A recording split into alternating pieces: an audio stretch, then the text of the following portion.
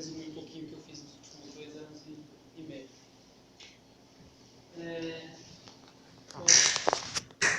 Acredita-se que de todos os cânceres humanos, cerca de 15% sejam causados por vírus e desses 1/3 por HPV. Isso quando colocado no cenário global, já que em países em desenvolvimento essa proporção tende a ser ainda maior. Os papilomavírus humanos são pequenos vírus de DNA da família Papillomaviridae que ganharam relevância epidemiológica por serem sexualmente transmissíveis, causarem uma série de manifestações na pele, incluindo as verrugas genitais e o câncer de colo uterino. Além dessas anomalias, o HPV está associado ao câncer de pênis em homens, câncer de vulva e vagina em mulheres, câncer de ânus em ambos os sexos e uma crescente frequência de tumores na região de cabeça e pescoço também em ambos os sexos. Até hoje, mais de 200 tipos de HPV já foram descritos, sendo que 40 deles infectam preferencialmente as regiões anogenitais. Estes são classificados em tipos de alto risco ou baixo risco, de acordo com o potencial oncogênico. Dentre os tipos de alto risco oncogênico, destacam-se os tipos 16 e 18, que juntos causam aproximadamente 70% do câncer de colo do útero, e são os tipos mais comuns em todas as regiões geográficas. Além disso, dentre outras malignidades atribuídas ao HPV em outros sítios anatômicos, até 90% delas são causadas apenas pelo tipo 16.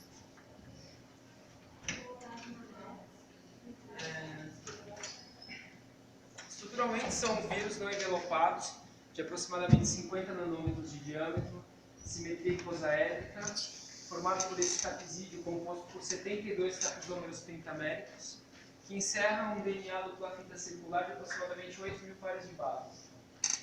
Esse genoma é altamente sincronizado com o programa de diferenciação celular do epitélio infectado e é composto por 6 genes de expressão precoce, 2 genes de expressão tardia e uma região reguladora não codificadora LCR, que compreende 10% desse genoma.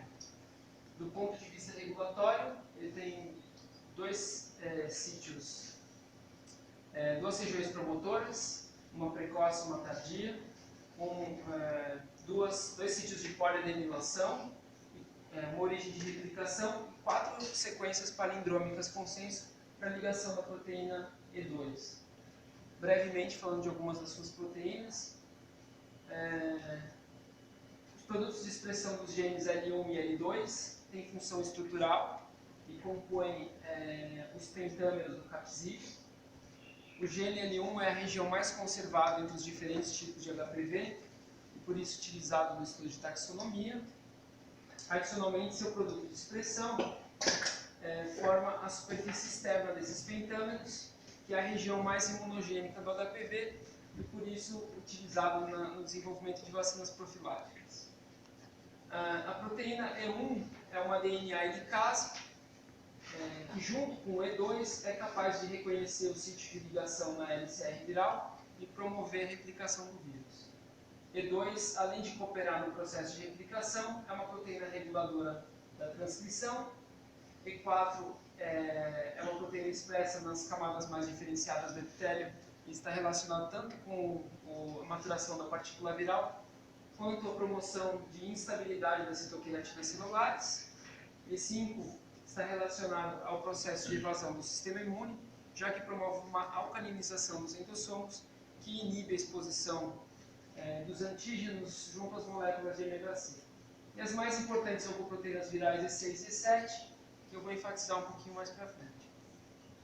Destacando um pouquinho mais a proteína E2, ela tem um domínio de transativação, capaz de recrutar fatores celulares para replicação e transcrição, e um domínio de dimerização e ligação ao DNA. Na LCR do HPV, existem 4 sequências palindrômicas consenso para ligação da forma dimérica dessa proteína, que dependendo da sua concentração na célula, vai atuar ou como um fator de transcrição, ou adjuvante do processo de replicação, ou ainda como um repressor da transcrição a partir do promotor precoce por impedimento estéril. Falando um pouquinho do ciclo biológico do HPV, esse vírus infecta células da camada basal do epitélio através de traumas ou microlesões que expõem essa camada. as zonas de transição da junção estamo-colunar são mais susceptíveis a essa infecção devido à extrema acessibilidade dessa camada. A expressão dos genes E1 e E2 permite, numa infecção inicial, manter um número baixo de replicação nas células da camada basal, que dessa forma servem como um reservatório viral.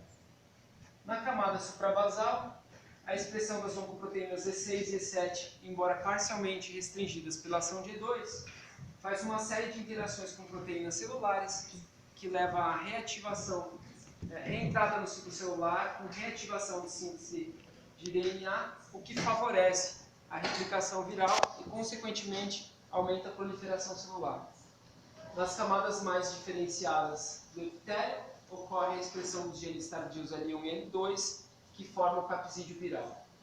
Dessa forma, as proteínas mais imunogênicas são expressas nos estados mais diferenciados e longe da camada basal, e isso é mais uma estratégia de evasão do sistema imune.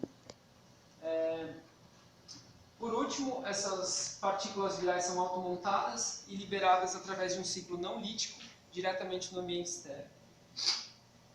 Vale ressaltar que, embora a infecção pelo HPV seja quase onipresente, o vírus não causa câncer na grande maioria dos casos, e grande parte dessas infecções parecem ser eliminadas no período de até 18 meses pelo sistema imune. Lembrando que vírus não são carcinógenos completos e que a progressão tumoral como uma manifestação clínica de uma doença infecciosa é sempre o resultado do binômio agente hospedeiro. Diversos trabalhos realizados com mulheres observaram que em casos onde há uma maior persistência da infecção, há uma maior probabilidade do DNA viral se integrar no genoma da célula hospedeira. E isso parece ser um evento chave no processo de malignização, já que em lesões de baixo grau, o DNA viral encontra-se preferencialmente na forma episomal, enquanto que em lesões de alto grau, que incluem o carcinoma in situ, o DNA viral encontra-se preferencialmente integrado. Durante o acompanhamento de diversas mulheres com lesão no colo do útero, observou-se que ambas as formas do genoma viral, na maioria das vezes, coexistiam, havendo uma relação da progressão da doença com o aumento desses genomas na forma integrada. No processo de integração, ocorre uma quebra do DNA viral para sua inserção no genoma da célula hospedeira e observou-se uma alta frequência dessa ruptura na região do gene E2, com a perda de seu produto de expressão. Na ausência da proteína E2, as proteínas E6 e E7 se tornam constitutivamente expressas e essas células ganham uma vantagem seletiva de proliferação. Isso principalmente porque E6 é capaz de se ligar a P53 através da ligase de ubiquitina E6AP, levando à degradação proteassômica, e E7 é capaz de se ligar à forma hipofosforilada de PRB, que leva à liberação do fator de transcrição E2F, que vai promover a reentrada no ciclo celular. Além disso, a proteína E6 é capaz de ativar a transcrição da unidade catalítica da transcriptase reversa HTERT, que tem atividade telomerásica e vai cooperar no processo de imortalização. É importante lembrar que as propriedades-chave dessas proteínas E6 e E7 não são as de promover a proliferação de células da camada basal, mas ao invés disso manter um estímulo de reentrada no ciclo celular nas camadas intermediárias e superiores do epitélio. Embora a ação dessas oncoproteínas tenha o potencial de facilitar o processo tumorigênico, parece pouco provável que esse seja o objetivo central dessas interações, já que células tumorais são não permissivas para a replicação viral. Bom, enquanto muito já fora estudado a respeito dessas infecções em mulheres, dados publicados sobre a história natural da infecção pelo HPV em homens são escassos e pouco se sabe sobre a biologia do vírus nessa população. Desse modo, em meados de 2005, começou um trabalho multicêntrico, um estudo multicêntrico envolvendo Brasil, México e Estados Unidos, cuja pesquisadora principal no Brasil é a professora Luísa Vila, e que tem como objetivo o melhor entendimento da história natural dessas infecções em homens. Esse estudo acompanhou aproximadamente 4.500 homens entre os 3 países, de 18 a 70 anos, em visitas semestrais por um período mínimo de 4 anos. Então, em relação aos procedimentos do estudo, Depois de passarem pelos critérios de elegibilidade e assinarem um termo de consentimento livre e esclarecido, em cada visita os voluntários passavam por uma avaliação clínica, na qual eram coletadas células da região genital, canal anal e cavidade oral para testes de HPV, além de amostras de sangue e urina para testes de outras doenças sexualmente transmissíveis. Em cada visita também eram aplicados questionários que avaliavam o comportamento de risco sexual, consumo de tabaco e álcool, histórico familiar de câncer, hábitos alimentares e de atividade física. Todas essas atividades foram conduzidas em colaboração com uma equipe multidisciplinar do Centro de Referência e Treinamento de STIs, a qual tenho muito orgulho de ter feito parte e que algumas pessoas estão aqui hoje. Esse trabalho, graças a esse esforço, esse estudo hoje conta com aproximadamente 60 trabalhos publicados e que, pouco a pouco, estão ajudando a compreender o comportamento desse vírus nessa população. Dessa forma, diante do exposto, nos perguntamos se a integração de genomas virais em amostras de homens assintomáticos seria um fator de risco para a persistência e desenvolvimento de lesão. O objetivo geral desse trabalho, então, foi de caracterizar o perfil de integração em espécimes de diferentes sítios anatômicos de homens assintomáticos participantes do estudo RIM. Com objetivo específico, temos explorado as metodologias de PCR convencional e em tempo real e Next Generation Sequencing para verificar a integração do DNA de HPV. Como objetivo secundário, verificar a carga viral dos diferentes sítios anatômicos. Bom, com relação aos métodos, as amostras foram coletadas com suaves e um enxágue oral. O DNA foi extraído pelo método orgânico de fenilclorofórmio e a tipagem foi realizada pela metodologia de Linear Array. Linear Array é uma metodologia capaz de identificar até 37 tipos de HPV que comumente infectam o trato genital feminino. Esse ensaio é precedido por uma PCR que utiliza primers consenso para tipagem de HPV, que é baseada num fragmento de 450 pares de base do gene L1.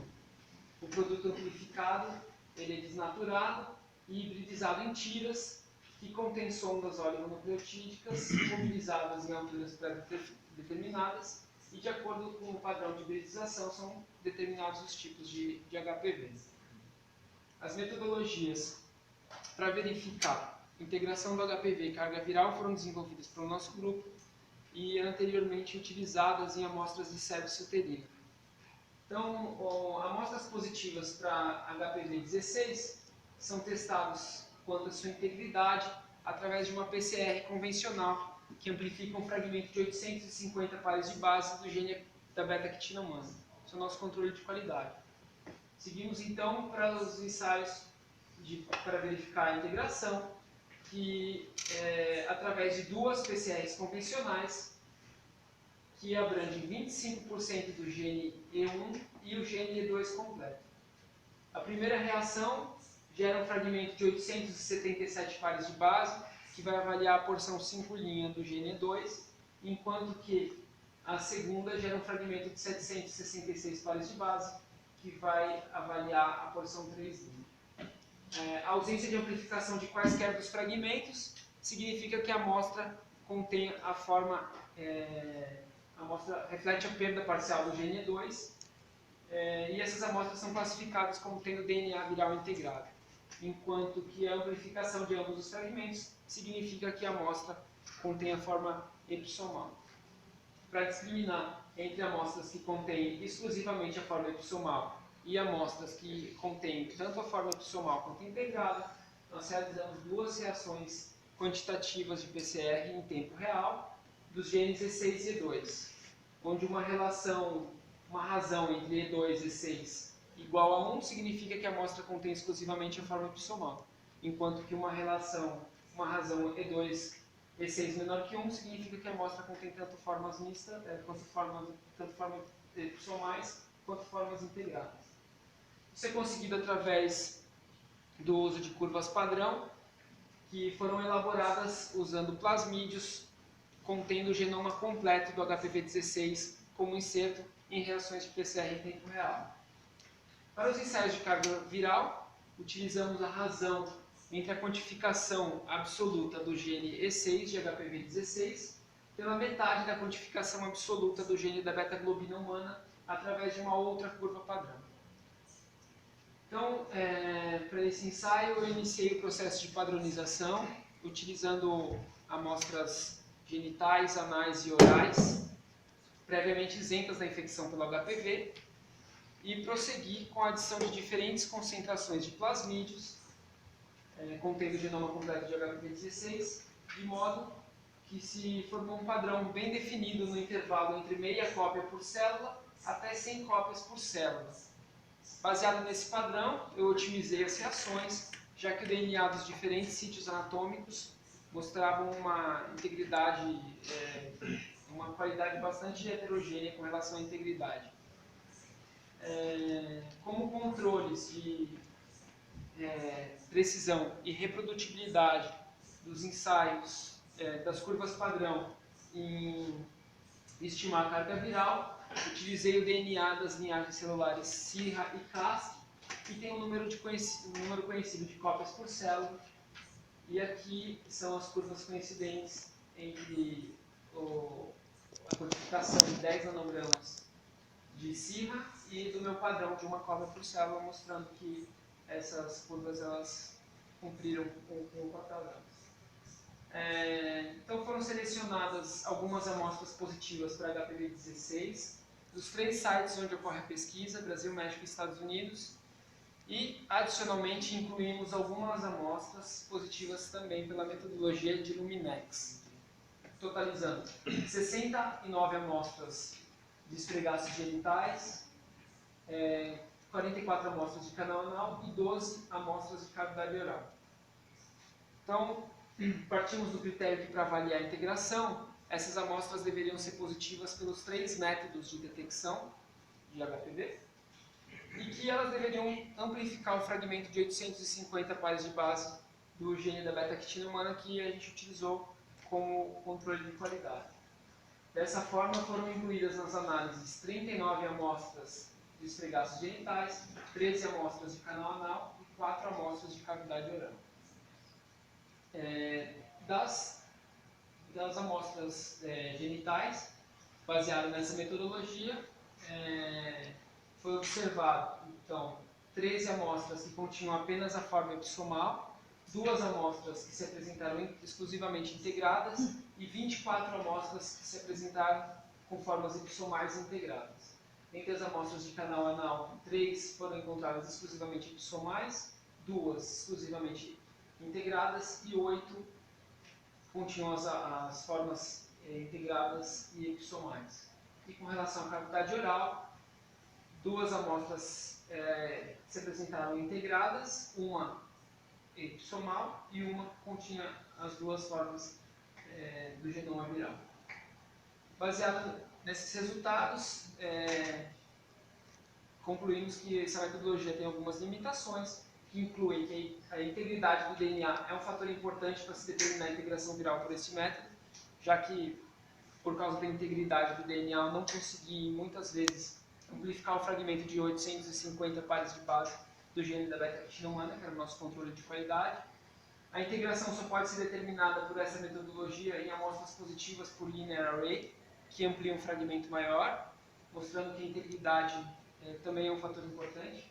E embora as amostras de cavidade oral tenham um DNA mais preservado em maior quantidade, a carga viral é extremamente baixa e limitante para analisar a integração. Baseado nessas limitações, foi desenvolvido um target sec para sequenciamento na plataforma Ion Torrent PGM. Esse ensaio foi customizado para enriquecer as amostras com fragmentos contendo sequências do HPV-16, devido à baixa carga viral que impossibilitou os testes nas amostras anteriores. Então, basicamente, o DNA extraído é fragmentado e ligado a adaptadores com barcodes. esse material é hibridizado com sondas oligonucleotídicas biotiniladas que cobrem o HPV inteiro. Após a incubação, essa reação é adicionada de esferas magnéticas cobertas por streptavidina, que capturarão as sondas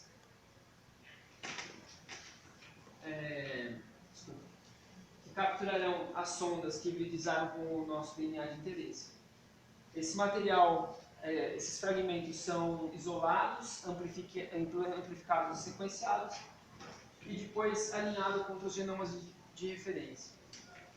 Então, em parceria com o Laboratório de Genética Molecular e Bioinformática da Faculdade de Medicina de Ribeirão Preto, sob supervisão do professor Wilson Araújo Júnior e aluno do mestrado Jéssica Plas, foi estabelecido o pipeline para análise dessas amostras, que brevemente é assim.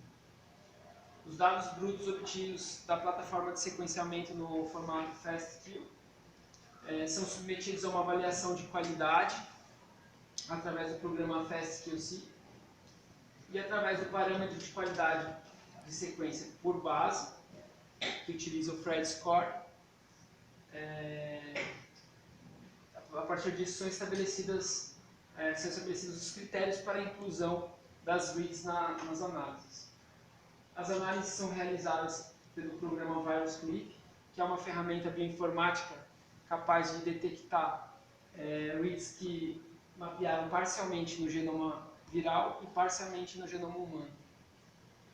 Esse programa foi escolhido por aceitar sequenciamentos do tipo single-end e por ter se mostrado mais vantajoso com relação a outros programas que têm a mesma finalidade. Primeiro, ele faz o mapeamento contra o genoma de referência viral, que através do BWA vai gerar os alinhamentos parciais.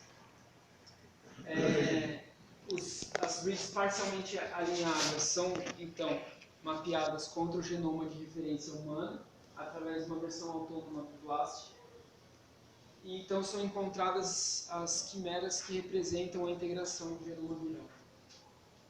Por último, é utilizado o ANOVAR, que faz a anotação da região genômica afetada, e esses dados são utilizados para construir o Circus Plot. As vantagens do NGS que a gente imaginou quando a gente utilizou essa metodologia foi que a integridade do DNA não é um fator importante, já que o material é analisado em fragmentos, e em que pese a etapa de fragmentação deva ser muito bem planejada para que não haja perda de material por excesso de fragmentação, e que além de determinar a integração, o ensaio é capaz de informar com precisão o local de inserção do genoma viral. Para esse trabalho foram selecionadas 13 amostras em função do tempo e disponibilidade do equipamento. Entre estas estão incluídas amostras integradas, mistas e epissomais dos 3 sítios anatômicos e um controle. Dentre as amostras que se apresentaram integradas pela metodologia de PCR, só foi possível verificar a integração de uma delas, sendo que todas as outras apresentaram cargas virais menores do que 0,34 cópias por célula, mostrando que a carga viral é um fator limitante também para essa metodologia.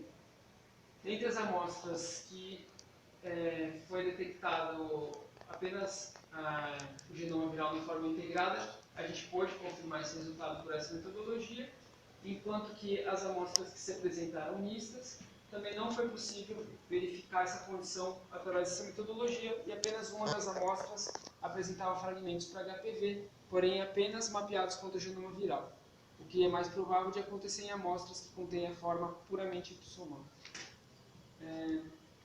Na amostra que foi identificada integração, verificamos uma ruptura do DNA viral na região do gene 2, confirmando o resultado que a gente obteve no ensaio de PCR, na metodologia que utiliza como base a PCR, e 4 inserções dentro do genoma humano, 2 em regiões intergênicas e 2 dentro de genes que de alguma forma se relacionam com processos neoplásicos.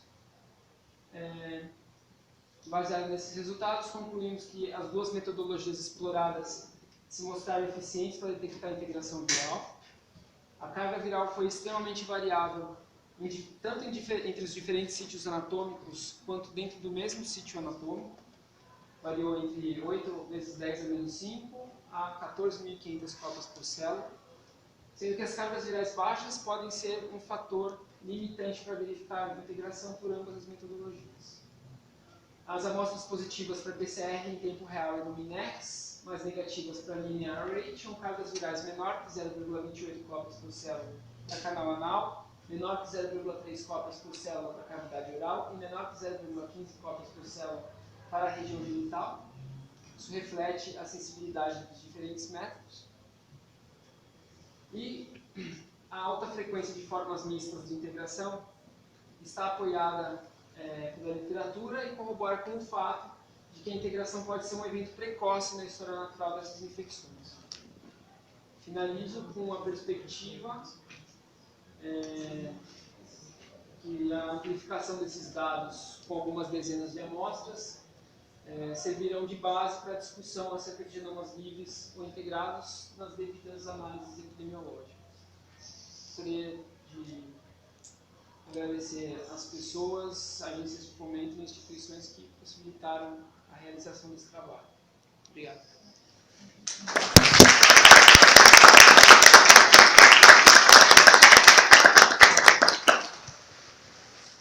Muito bem, Ricardo. Agora gostaria de pedir à banca que subisse o pote, colocasse em seus lugares.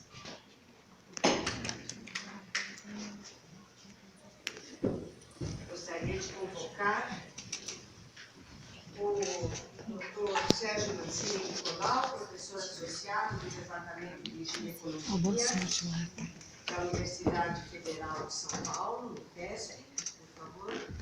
E gostaria de chamar o professor Eduardo Moraes Tempo Reis, também professor associado do Departamento de Bioquímica do Instituto de Química da Universidade de São Paulo.